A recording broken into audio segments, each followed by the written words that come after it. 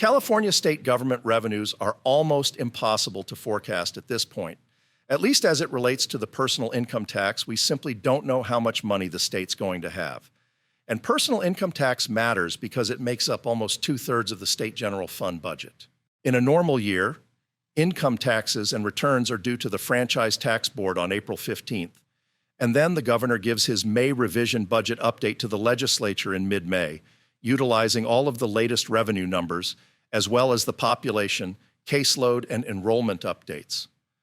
But this May revision was very different because the IRS extension of the deadline for submitting tax returns and tax payments.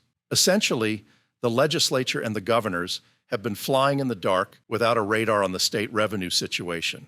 The October revenue totals reported by the Franchise Tax Board are $24 billion less than what was predicted in the revenue estimate for the Budget Act of 2023.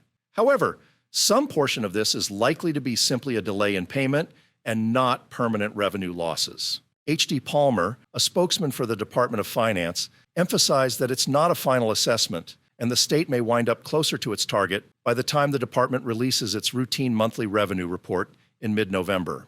So it's really complicated for the budget writers to know how much revenue we actually have to spend for the current fiscal year, and it also makes it difficult for the DOF and LAO forecasters to determine how much revenue will be available in the next fiscal year.